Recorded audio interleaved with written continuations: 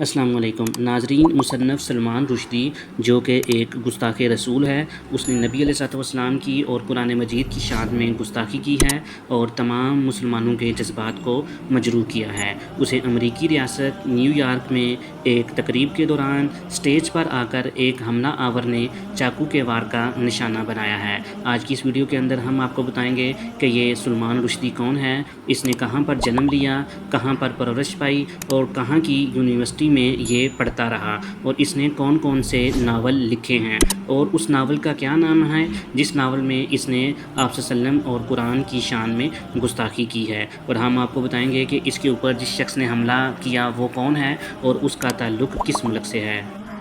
ناظرین، سلمان رشدی ہندوستان کی برطانیہ سے آزادی سے 2 ماہ قبل بمبئی میں پیدا ہوا تھا۔ 14 سال کی عمر میں اسے انگلینڈ کے رگبی اسکول میں تعلیم کے لیے بھیج دیا گیا تھا۔ اس کے بعد اس نے کیمبرج کے معروف کنگز کالج میں تاریخ کے مضمون میں آنرز کی ڈگری حاصل کی تھی۔ وہ برطانوی شہری بن گیا اور اس نے اپنا مسلم عقیدہ تبدیل کر لیا۔ اس نے بطور ایک اداکار مختصر وقت کے لیے بھی کام کیا۔ وہ کیمبرج فٹ لائٹس میں کام کر چکا ہے۔ پھر اس نے ناول لکھنے کے ساتھ ساتھ ایک ایڈورٹائزنگ کاپی رائٹر کے طور پر بھی کام کیا۔ اس کی پہلی لکھی گئی کتاب گریمز نے اشاعت کے بعد بڑی کامیابی حاصل نہیں کی، لیکن کچھ ناقدین نے اسے ایک اہم صلاحیت کے حامل مصنف قرار دیا۔ رشدی کو اپنی دوسری کتاب مڈ نائٹ چلڈرن لکھنے میں 5 سال لگے۔ اس کتاب نے سن 1981 میں ایک پرائز بھی جیتا تھا۔ اس کتاب کو بڑے پیمانے پر سراہا گیا اور اس کی تقریباً 5 لاکھ کاپیاں فروخت ہوئی تھیں۔ جہاں اس کی کتاب مڈ نائٹ چلڈرن انڈیا کے بارے میں تھی، وہیں رشدی کا تیسرا ناول شیم، جو 1983 میں ریلیز ہوا۔ 4 سال بعد رشدی نے ایک اور ناول لکھا جو نکاراگوا میں ایک سفر نامہ تھا۔ سن 1988 میں اس کی وہ کتاب جس نے اس کی زندگی کو خطرے میں ڈال دیا، یعنی کہ شیطانی آیات، شائع ہوئی۔ اس کتاب کو دنیا بھر کے مسلمانوں نے مذہبی توہین آمیز قرار دیا۔ اس کتاب پر سب سے پہلے انڈیا نے پابندی لگائی۔ پاکستان نے بھی مختلف دیگر مسلم ممالک اور جنوبی افریقہ کی طرح اس پر پابندی عائد کر دی تھی۔ اس ناول کو کئی حلقوں میں سراہا بھی گیا اور اس نے ناول نگاری میں پرائز بھی جیتا، لیکن کتاب پر رد عمل بڑھتا گیا اور 2 ماہ بعد دنیا کے مختلف ممالک میں سڑکوں پر ہونے والے مظاہروں نے زور پکڑ لیا۔ چند مسلم ممالک نے اسے مذہب اسلام کی توہین قرار دیا۔ انہوں نے کتاب میں موجود مواد پر اعتراض کیا۔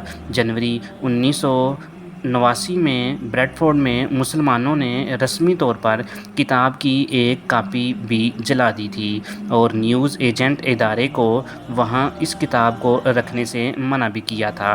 تاہم سلمان رشدی نے توہین مذہب کے الزامات کو قطعی طور پر مسترد کر دیا تھا۔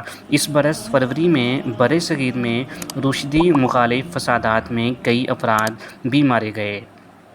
تہران میں برطانوی سفارت خانے پر پتھراؤ بھی کیا گیا اور مصنف کے سر پر $30 لاکھ کا انعام رکھا گیا۔ اس کے بعد برطانیہ میں کچھ مسلم رہنماؤں نے اعتدال پسندی پر بھی زور دیا، جبکہ دیگر نے ایران کے رہبر اعلیٰ آیت اللہ خامنئی کی حمایت کی۔ ناظرین، یہ ایران کا ہی رہنما تھا جس نے سلمان رشدی کے خلاف قتل کا فتویٰ دیا تھا۔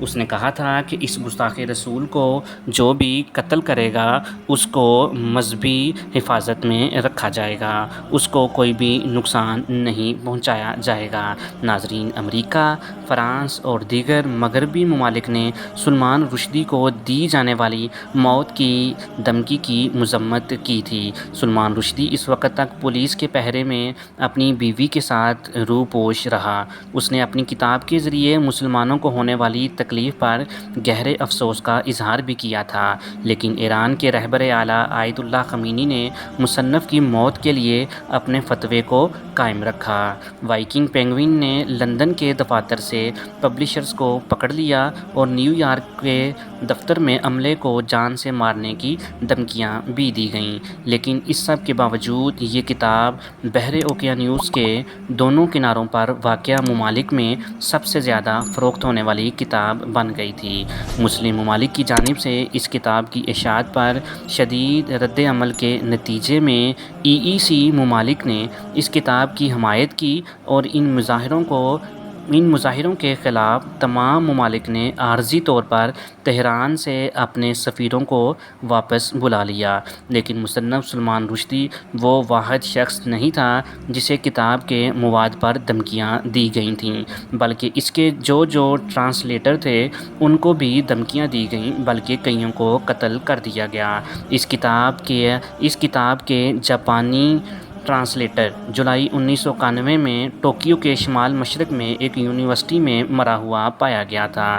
پولیس کا کہنا ہے کہ ٹرانسلیٹر، جو تقابلی ثقافت کا اسسٹنٹ پروفیسر تھا، کو کئی بار چاقو مارا گیا اور اس کو یونیورسٹی میں اس کے دفتر کے باہر برآمدے میں پھینک دیا گیا تھا۔ اس ماہ کے شروع میں اطالوی ٹرانسلیٹر اولو پر بھی ان کے اپارٹمنٹ میں چاقو کے وار کیے گئے، تاہم وہ اس حملے میں زندہ بچ گیا۔ سن 1998 میں رشدی کے خلاف سزائے موت کو ایرانی حکومت کی باضابطہ حمایت حاصل ہونے سے روک دیا گیا۔ ناظرین، مطر ہادی وہ شخص ہے جس نے سلمان رشدی پر اٹیک کیا اور یہ نیو جرسی کا رہنے والا ہے اور اس کی عمر تقریباً 24 سال بتائی جاتی ہے۔ اس کے مطابق یہ سلمان رشدی کو شروع سے ہی ناپسند کرتا تھا کیونکہ اس نے اس کے پیارے پیغمبر نبی علیہ السلام کی شان میں گستاخی کی تھی۔ ناظرین، امید کرتے ہیں کہ ہماری آج کی یہ ویڈیو آپ کو ضرور معلوماتی لگی ہوگی، تو ہم آپ سے ریکویسٹ کریں گے کہ آپ ہمارے چینل کو ضرور سبسکرائب کر لیں تاکہ ہماری آنے والی ہر نئی ویڈیو آپ تک بر وقت پہنچ سکے۔